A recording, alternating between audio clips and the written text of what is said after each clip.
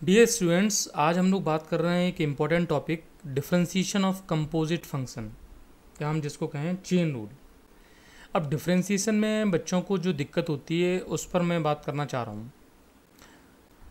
पहले तो बात है कि चेन रूल लगता कब है, कंपोजिट फंक्शन क्या है, चेन रूल प्रोडक्ट रूल में डिफरेंस है। देखिए, मैं तुमसे कहूँ कि भाई एफ एक्स इंटू जी एक्स हैं, ये दो फंक्शन हैं, तो ये फंक्शन एफ एक्स है, ये जी एक्स है। मतलब ये फंक्शन कैसा होगा, जैसे मैं लिखूँगा sine x into x cube suppose, है ना। मीन्स मुझे यहाँ पे 2x दिखाई दे रहे हैं।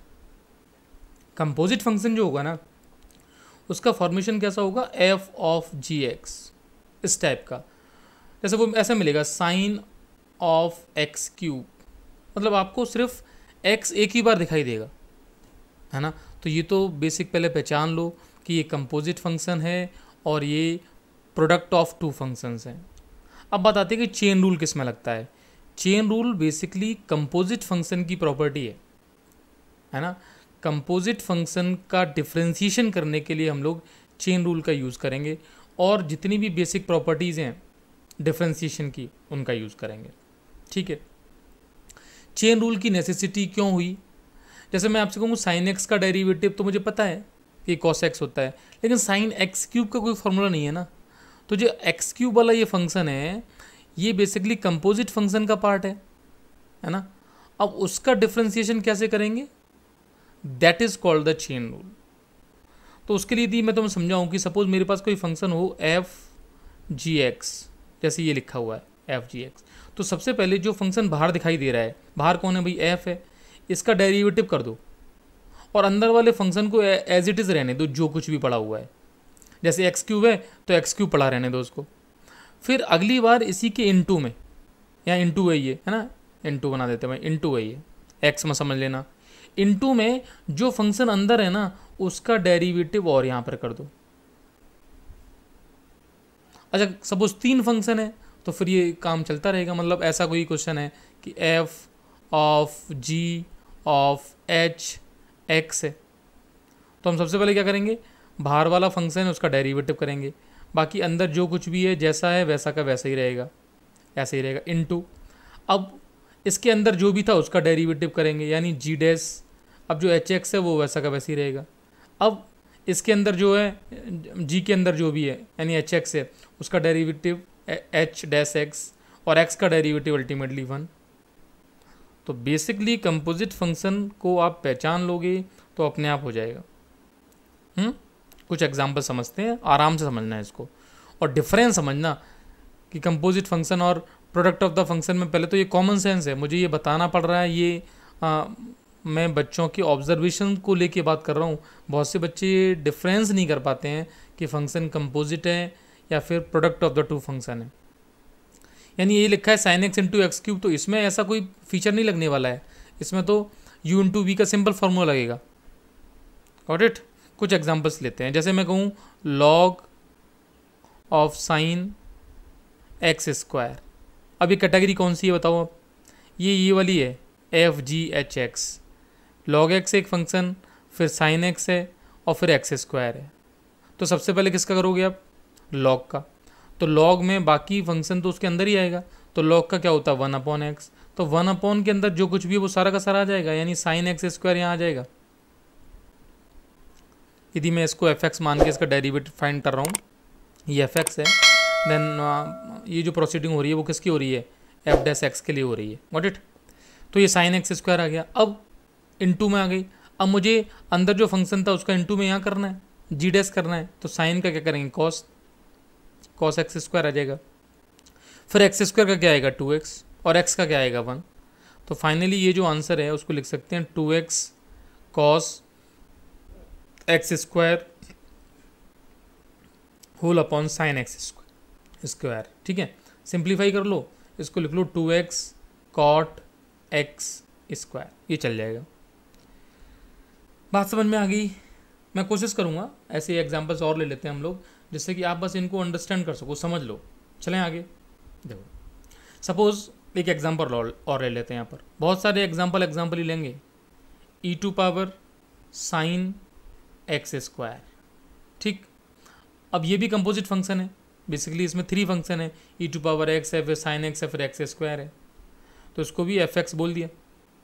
व्हाट इट, इसका डेरिवेटिव यानी एफ डैश एक्स, तो ई टू पावर एक्स जो बाहर वाला फंक्शन है उसका ई टू पावर एक्स ही होता है, तो ई टू पावर एक्स का ई टू पावर एक्स रह गया sign x square, into sine का करेंगे अब कॉस आ जाएगा cos x square, into x square का 2x आ जाएगा, ये डेरिवेटिव हो गया।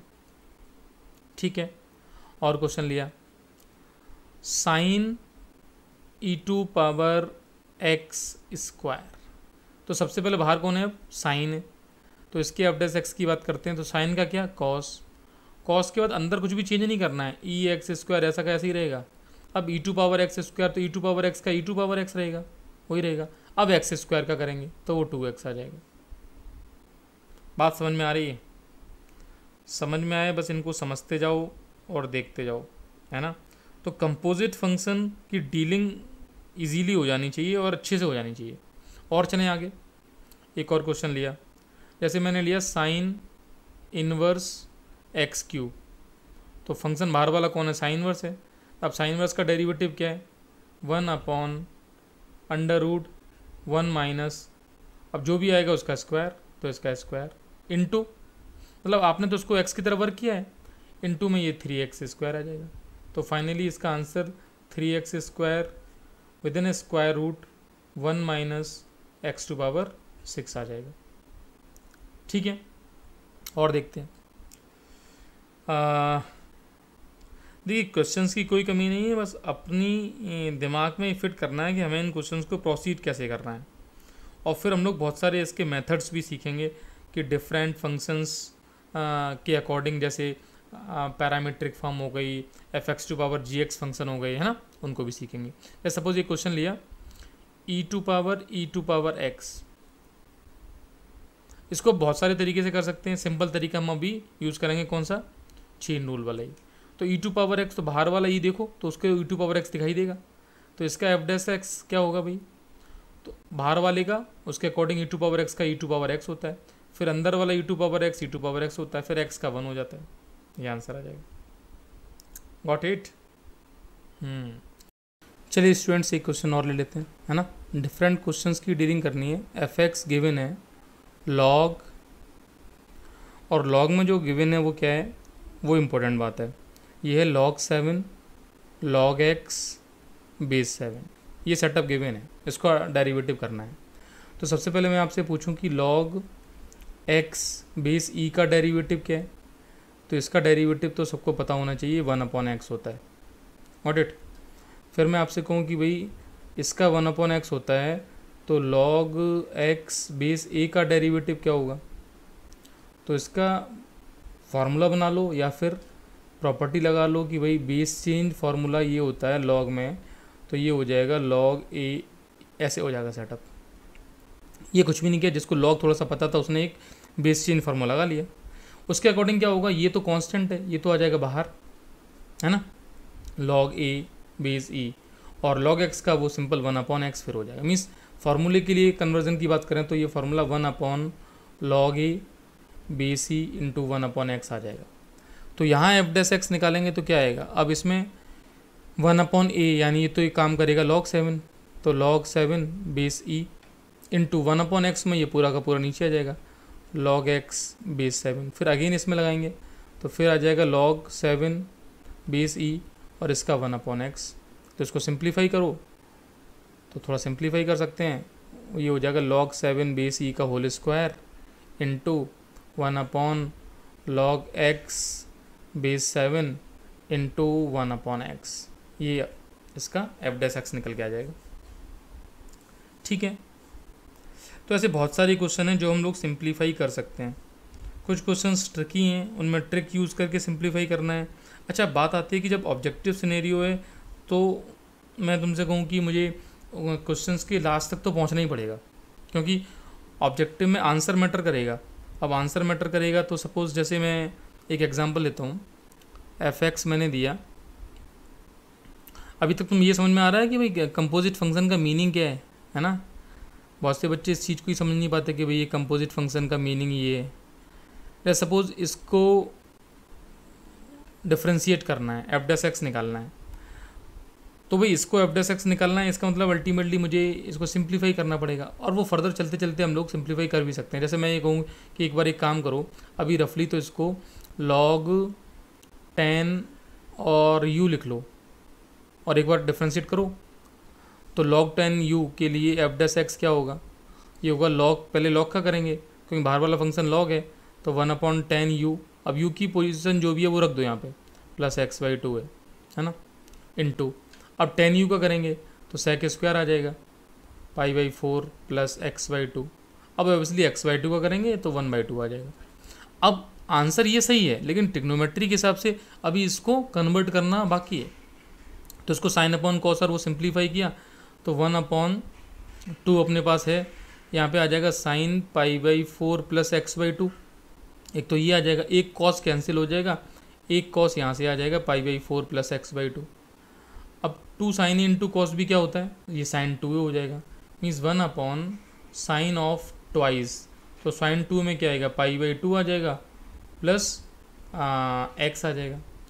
तो 1/साइन x, 1/साइन x, और उसमें भी ये 90 प्लस थीटा है तो 1/कॉस थीटा हो गया, पहले तो कॉस x हो गया, और इसका आंसर क्या आ जाएगा, सेक x आ जाएगा। अब जिस बच्चे को ये सारा इंटर कन्वर्जन और ये सब कुछ आएगा वो तो कर ले जाएगा, और कोई ये कहे कि ट्रिग्नोमेट्री सर हमसे नहीं हो पाएगी, तो फिर बीच में फंस जाओगे। तो इसका मीनिंग क्या है कि ट्रिग्नोमेट्री, देखो एज अ ट्रिग्नोमेट्री जितनी भी यूज़फुल थी, उसके अलावा अब डिफ्रेंसिएशन में, इंटीग्रेशन में यहाँ ट्रिग्नोमेट्री का यूज़ होगा। तो वो सब चीज़ें हम लोग कैसे कर पाएंगे, जब हमें ट्रिग्नोमेट्री की बेसिक फंडामेंटल्स की थोड़ी बहुत नॉलेज होगी। Got it. ऐसे ही क्वेश्चंस की कैटेगरी को और आगे बढ़ा लेते हैं, क्वेश्चन और ले लेते हैं हम लोग, थोड़ा सा अच्छा क्वेश्चन ले लेते हैं। y is equal to 1 plus e⁻x upon 1 minus e⁻, what is this, x, ठीक है, और विद इन अ रूट, इसका dy/dx निकालो। तो अच्छा, बच्चों को अब ये समझ में आना चाहिए बाहर वाला फंक्शन कौन सा है।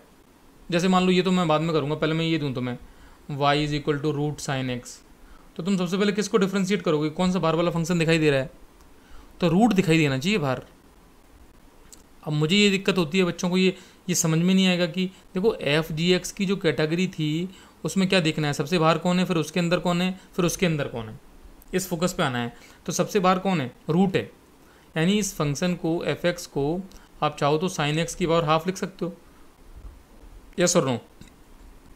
अब साइन एक्स की पावर हाफ की कैटेगरी से एफ डैश एक्स निकालोगे तो पहले हाफ आगे आएगा, फिर ये साइन एक्स की पावर आएगी, और यहाँ क्या बचेगी, हाफ माइनस 1। इसको सिंप्लीफाई कर लो तो ये हो जाएगी हाफ साइन एक्स और होल पावर -1/2। लेकिन यह कंप्लीट नहीं हुआ, अब इसके बाद जो अंदर वाला फंक्शन है वो कॉस है, अब कॉस का करेंगे तो कॉस एक्स आ जाएगा, फिर एक्स का 1 आ जाएगा, है ना। तो फाइनली इसको ये आंसर आ जाएगा इजीली सॉल्व करके। Got it. अब वही केस इसमें लगाना है। इसमें सबसे पहले मैं dy/dx की तुमसे बात करूँ कि इसका dy/dx क्या है, तो सबसे पहले फंक्शन बाहर कौन सा दिखाई देना चाहिए, 1/2 वाला, रूट वाला, तो हाफ आगे आएगा। फिर ये जो फंक्शन है 1 plus e⁻x upon 1 minus e⁻x, इसकी बार बचेगी हाफ -1 यानी -हाफ इनटू, अब अंदर जो फंक्शन है वो अंदर वाला दिखाई देगा, तो ऑब्वियसली यहाँ पे u/v लगाएंगे। तो u/v में अब क्या होगा, क्योंकि अब तुम्हें ये भी समझ में आना चाहिए कि u/v लगेगा भाई, कि ऊपर एक फंक्शन है, एक फंक्शन इसके डिनोमिनेटर में है, तो 1 माइनस e⁻x का होल स्क्वायर, ठीक है, फिर 1 minus e⁻x as it is, 1 plus e⁻x का e⁻x, फिर माइनस, है ना, 1 minus e⁻x as it is हुआ था, अब हम करेंगे 1 plus e⁻x as it is, और 1 माइनस e⁻x में यानी माइनस e⁻x हो जाएगा। अब रही बात इसको थोड़ा सिंप्लीफाई की, वो कर लेते हैं। तो ये 1/2, अब within square root negative power है तो इसको हमने रिवर्स करके ऐसे लिख लिया। हाँ, स्क्वायर रूट पावर है ये तो कंफर्म है, ये फॉर्मेशन आ गया, ठीक है। अब यहाँ पर थोड़ा सा सिंप्लीफाई करने का जो नेचर है वो कर लेते हैं एक बार। कुछ कॉमन एज इट इज़ तो नहीं होगा, लेकिन कुछ सिंप्लीफाई करने के बाद शायद कुछ हो जाए, तो वो देखते हैं। माइनस माइनस प्लस हो गया e⁻x, और ये भी माइनस माइनस प्लस हो गया e⁻2x, यही कैंसिल हो गया। अच्छी बात है, कुछ कैंसिल नहीं होता तो सिंप्लीफाई क्या होता भाई, यहाँ तक आ गए। अब ये रूट वाली पावर, ये 2 है, ये रूट की पावर है, तो इसको थोड़ा सिंप्लीफाई कर सकते हैं और यहाँ पे 2 से 2 कैंसिल हो जाएगा, यानी ऊपर तो बचा e⁻x। और इट डिनोमिनेटर में एक तो 1 + e⁻x, इसका तो स्क्वायर रूट बचेगा, और जो तुम्हारा ये है इसकी पावर बचेगी कितनी, 3/2। 3/2 को तुम ऐसा कर सकते हो कि हाफ यहाँ दे दो और हाफ इंटू में, मतलब एक पूरी इंटू में बाहर रख दिया। अब ये दोनों मल्टीप्लाई कर देंगे तो आंसर मैच करने की बात है कि ये आंसर यदि गिवन है अपने पास तो इसको देख के डरना नहीं है। ये 1 - e⁻2x हो गया, क्योंकि a + b into a - b हो गया, और इंटू में 1 - e⁻x आ गया। ये बात हो गई, ठीक है। तो चेन रूल के क्वेश्चंस, अब यार तुम क्वेश्चन क्रिएट भी कर सकते हो, है ना। जैसे मैं कहूँ कि रूट वाले फंक्शन पे इतने फैमिलियर हो जाओ तो कॉट, फिर यहाँ पे कुछ लॉग डाल दो या फिर x² डाल दो, ऐसे क्वेश्चन क्रिएट कर लो। अब ये मैं बस इतना चाह रहा हूँ कि तुम ये समझ जाओ कि कंपोजिट फंक्शन है और कंपोजिट फंक्शन को डिफ्रेंशिएट कैसे करते हैं। Got it. तो ऐसे क्वेश्चंस, जैसे सपोज मैं कहूँ कि लॉग साइन, है ना, tan, अपने आप इंक्रीज करने में यहाँ पर x3, ये फंक्शन हो जाएगा।